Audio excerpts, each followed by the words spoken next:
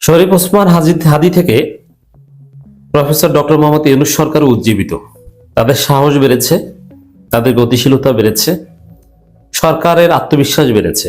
হ্যাঁ, এই সরকারের অনেক ব্যর্থতা রয়েছে। ওসমান হাদির খুনিদের বিষয়ে এখন পর্যন্ত কোনো সুখবর দিতে পারেনি, গ্রেপ্তার করতে পারেনি। ভারতে থাকলে ভারতের সাথে দর কষাকষি করে পর্দার অন্তরালে হোক আর প্রকাশ্যে হোক ফিরিয়ে আনার যে বিষয়টা, এই বিষয়ে কোনো ডেভেলপমেন্ট নেই। In spite of having huge failures, এই সরকার আমাদের সরকার, এই সরকার ওসমান হাদিদের নির্ধারিত সরকার। এই সরকারের দুর্বলতাগুলো দূর করাতে হবে, কিন্তু সরকার আমাদের সরকার। এই সরকারের ভালো দিক নিয়েও আমরা আলোচনা করব।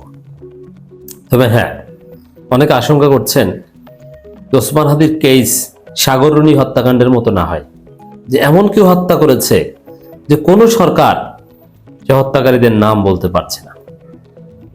এমন কেউ এই ঘটনা ঘটিয়েছে, এর মানে এজেন্সি ঘটিয়েছে, ডিপ স্টেট ঘটিয়েছে, যাদের নাম বললে চারদিক থেকে ঝাঁপিয়ে পড়া হবে যে বাংলাদেশের স্বাধীনতা সার্বভৌমত্বের অতন্দ্র প্রহরীকে বিতর্কিত করা হচ্ছে, নানান কিছু, যার ফলে সাগররুনি হত্যাকাণ্ডের কোনো রহস্য উদ্ঘাটন আমরা দেখতে পাচ্ছি না। কারণ ওসমান হাদি হত্যাকাণ্ড আবার এরকম না হয়, আশা করি হবে না, কারণ এটা 5 আগস্ট পরবর্তী নতুন বাংলাদেশ। এই সরকারের নেতৃত্বে আছেন professor Yunus. We still trust in professor Yunus. তবে হ্যাঁ, ইউনূসকে অনেকে কাজ করতে দিচ্ছেন না, বিশেষ করে বিএনপির দালাল 3 জন উপদেষ্টা আছেন, যে দালালদের কারণে ইউনূস পদে পদে হোঁচট খাচ্ছেন, বাধাগ্রস্ত হচ্ছেন।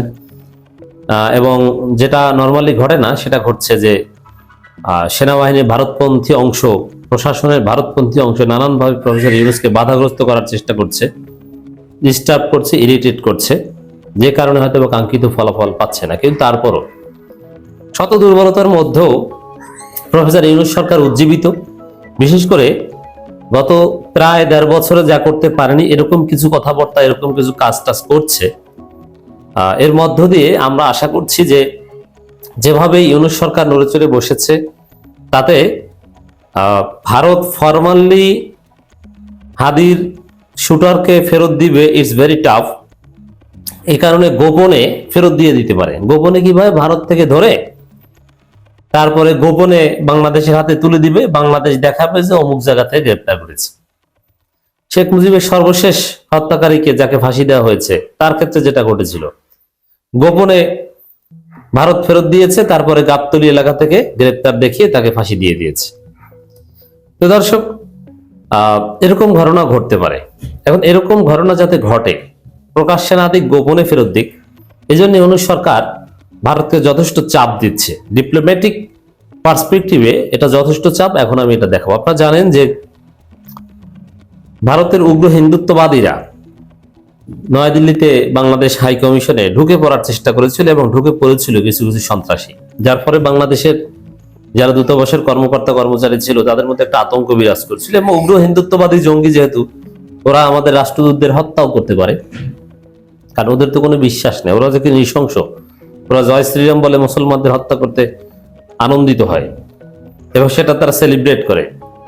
It could be that's why খুব আতঙ্ক বিরাজ করছিল বাংলাদেশের কূটনীতিকদের মধ্যে। আরো বিভিন্ন জায়গায় আতঙ্কে আছে। আপনারা জানেন যে ভারত সরকার বাংলাদেশের এম্বাসিগুলো বা কনসুলেট অফিসগুলো, যেগুলোতে নিরাপত্তা দিতে তাদের আইনি বাধ্যবাধকতা রয়েছে ভিয়েনা কনভেনশন 1961 অনুযায়ী, কিন্তু তারা সেই নিরাপত্তা দিতে ব্যর্থ হয়েছে। আগরতলায় সরাসরি বাংলাদেশ দূতাবাস হামলা হয়েছে, যেটা ন্যাক্কারজনক। এ ধরনের হামলার ফলে কূটনৈতিক সম্পর্ক একদম ছিন্ন হয়। এরকম দিল্লিতে এরকম একটা ঘটনা ঘটতে যাচ্ছিল, এটা নিয়ে বাংলাদেশ সরকার যথেষ্ট কড়া জবাব দিয়েছে। এইটা কিন্তু ঘটেনি। ভারত প্রথমে বাংলাদেশ সরকার উদ্বেগ জানিয়েছে, ডিপ্লোম্যাটিক ভাষায় যতটা কড়া বার্তা দেয়া যায় ততটা কড়া বার্তা দিয়েছে বাংলাদেশ সরকার। তারপরে ভারত আবার পাল্টা বিবৃতি দিয়েছে যে না না, আসলে এরকম কোনো চেষ্টা হয়নি, এটা ঠিক না, মানে বাংলাদেশ সরকার নাকি ভুল বলছে। বাংলাদেশ সরকার আবার পাল্টা বিবৃতি দিয়েছে। তো এই যে বিবৃতির পাল্টা বিবৃতি, তার পাল্টা বিবৃতি, মানে যতক্ষণ শেষ না হয় জবাব দিব, এটা কিন্তু বাংলাদেশ করছে। এটাকে আমি বলতে পারি সরকার বড় পদক্ষেপ নিতে শুরু করেছে ভারতের বিরুদ্ধে, এবং জাতিসংঘে যাওয়ার সম্ভাবনা আছে। যেভাবেই হোক না কেন, সবকিছু আপনারা দেখতে পাচ্ছেন না। এই জন্য আমি বলছি বিহাইন্ড দ্য সিন ইউনূস সরকার অনেক কাজ করছে, কারণ ইউনূস সরকার জানে এবং ভারতের প্র্যাকটিস এটাই যে ওসমান হাদির শুটারকে ফর্মাল প্রক্রিয়ায় এক্সট্রাডিশন ট্রিটির আন্ডারে ফেরত দিতে হলে একটা সময় দরকার, কিন্তু এবং একটা জটিল প্রক্রিয়ার মধ্য দিয়ে যাওয়া দরকার। এবং এক্সট্রাডিশন ট্রিটিতে যদি এই সরকারের আমলে ফেরত দিতে হয়, তাহলে হাসিনাকে ফেরত দেওয়ার প্রেসিডেন্স সামনে আসবে যে হাসিনাকে ফেরত কেন দিচ্ছে না। ওসমান হাদির শুটারকে ফেরত দিয়েছে, কিন্তু ঢাকার কসাই কামালকে কেন ফেরত দিচ্ছে না, এইসব প্রশ্ন সামনে আসবে।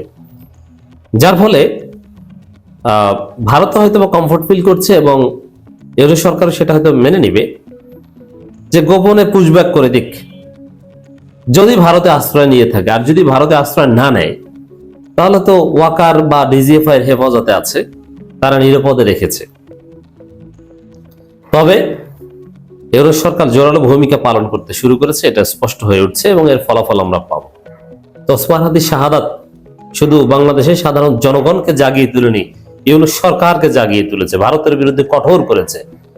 তবে ডিপ্লোম্যাটিক প্রসিডিউর অনুযায়ী চাইলেও আমাদের মতো গালি দেওয়া যায় না, রাজনীতিবিদদের মতো যা ইচ্ছে তা বলা যায় না, একটা সিস্টেম মেনটেন করে বলতে হয়। তো সেদিকে যাচ্ছে পরিস্থিতি। দিল্লিতে বাংলাদেশ মিশনের অবস্থান কূটনীতিক এলাকার ভিতরে খুবই নিরাপদ স্থান, সেখানে হিন্দু চরমপন্থী এলাকার মধ্যে আসতে পারবে কেন? দেখেন, এখানে যারা এসেছে তাদেরকে যদি বিক্ষোভকারী বা এই ধরনের শব্দ চয়ন করতো একটা ভিন্ন বিষয় থাকে, কিন্তু না, তাদেরকে বিক্ষোভকারী বা আন্দোলনকারী এগুলো বলছে না, বাংলাদেশ বলছে যে হিন্দু চরমপন্থী। এই যে ভারতের ওই বিক্ষোভকারীদের বা হিন্দু চরমপন্থীদের চরমপন্থী বলতে পারাটা, এটা আরেকটা টিট ফর ট্যাট। যেমন আপনারা জানেন, বাংলাদেশের জুলাই আন্দোলনকারীদের সর্বশেষ যারা জাস্ট একটা নিয়মতান্ত্রিক আন্দোলন করেছিল ভারতীয় হাইকমিশনের অভিমুখে, সেটাকে ভারত বলেছিল চরমপন্থী বা উগ্রবাদী, এরকম একটা শব্দ ব্যবহার করেছিল, চরমপন্থী বলেছিল।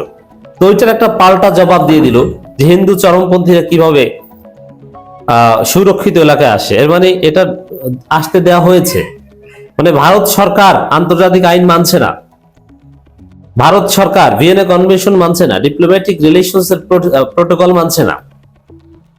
এই অভিযোগ আনুষ্ঠানিকভাবে সামনে আনছে বাংলাদেশ সরকার। এটাকে বিরাট পদক্ষেপই আমি বলবো। ভারত সরকারকে কাঠগড়ায় দাঁড় করাচ্ছে, অভিযুক্ত করছে, জবাবের পাল্টা জবাব দিচ্ছে, সরকারের নির্লিপ্ততার কথা বলছে। এটা ভারতের বিরুদ্ধে, ভারত সরকারের বিরুদ্ধে বাংলাদেশ সরকার, ইউনূস সরকারের কঠিন ব্যবস্থার আলামত।